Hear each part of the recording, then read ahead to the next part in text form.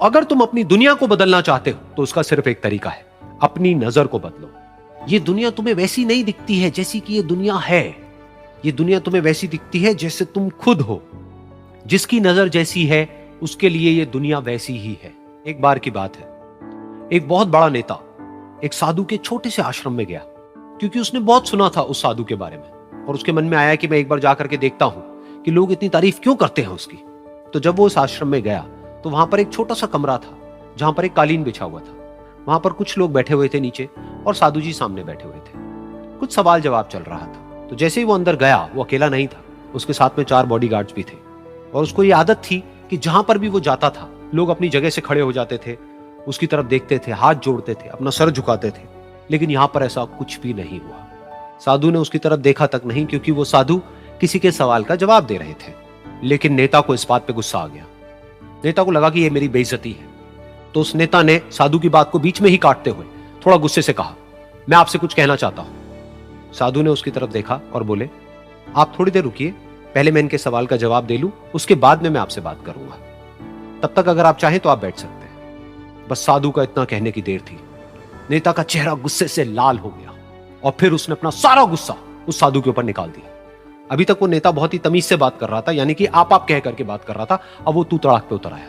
नेता ने उस साधु को कहा, तुझे पता भी है मैं कौन हूं और तू किससे बात कर रहा है?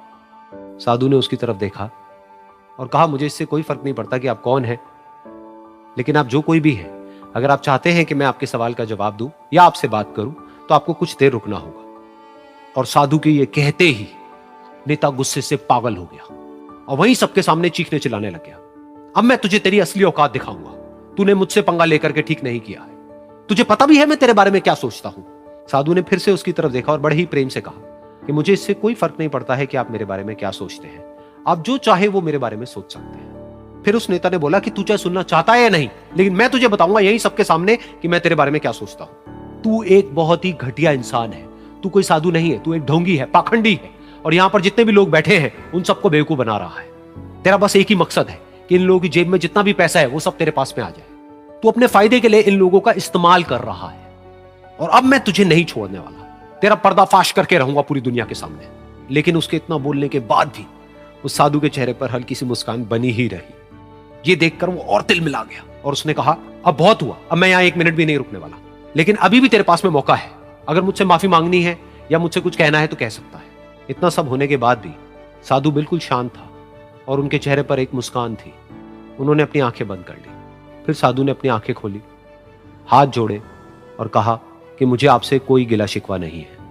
मेरे मन में आपके लिए कोई भी गलत ख्याल नहीं है। जो भी आपने मेरे बारे में कहा वो आपकी अपनी सोच थी। तो मुझे आप में कोई भी बुराई नजर नहीं आती है। मुझे आप एक बहुत ही भले इंसान लगते हैं। और साधु के इतना कहते ही नेताजी का दिमाग 7वें आसमान पर पहुंच गया। उनके चेहरे पर एक अजीब सी खुशी थी, क्योंकि उस साधु ने वही कहा जो बाकी सब लोग उस नेता को कहते हैं। और वो खुशी खुशी उस आश्रम से अपने घर की तरफ चला गया और जा करके अपने पिताजी के साथ में बैठ गया। उसके पिताजी की आंखें बंद थी और वो ध्यान में थे। पूरी जिंदगी उन्होंने सिर्फ लोगों की सेवा करी और बदले में कुछ भी एक्सपेक्ट नहीं किया। तो थोड़ी देर बाद जब उन्होंने अपनी आंखें खोली और देखा अपने बेटे को अपने साथ बैठे हुए, तो उनके बेटे के चेहरे पर आज एक अजीब सी खुशी थी जो आज से पहले उन्होंने कभी नहीं देखी थी। फिर उसने एक एक करके सब कुछ बताया कि आज क्या हुआ, किस तरह से वो आश्रम गया, वहां पर क्या हुआ, उसने क्या कहा, उन्होंने क्या कहा।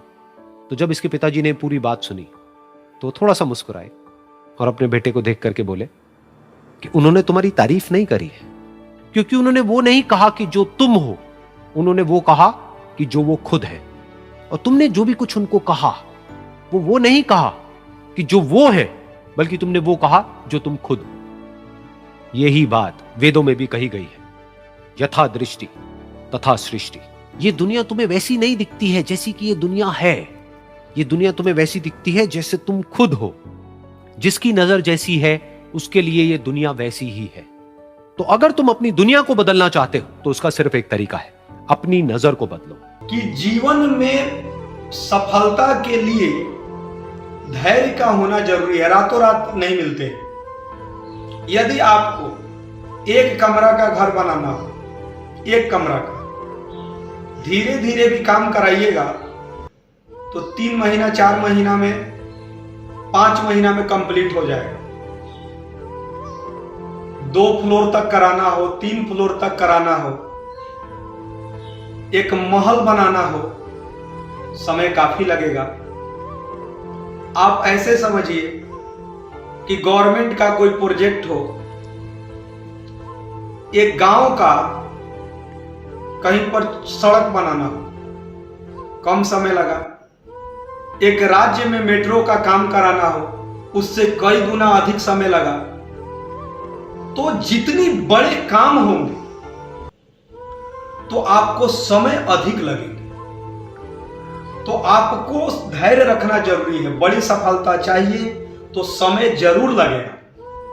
और यदि आप निराश हो रहे हैं कि यार समय काफी लग रहा है लेकिन मैं जो चाहता हूं वो नहीं मिल पा रहा है, तो आप बैक हो जाते हैं। बैक नहीं होना है दोस्तों।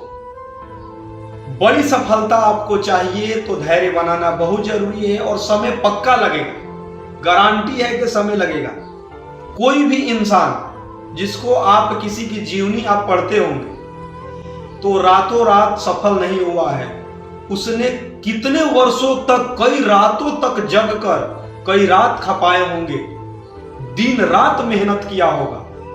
आपको यदि किसी के बुक पढ़ने से उसकी सफलता दिखाई दे दिया कि मैंने 10 दिन में उसका बुक पढ़ लिया, उसकी जीवनी को मैंने पढ़ लिया, तो 10 दिन नहीं, उसने कितने वर्ष लगे होंगे उस सफलता तक पहुंचने में। बड़ी सब कितनी रातें, कितने पीठ पीछे उसका शिकायत भी हुए होंगे, लेकिन वो अपने कर्म के साथ वो लगा होगा, निरंतर लगा होगा। तो दोस्तों धैर्य बनाना बहुत जरूरी है और निरंतर मेहनत करना है।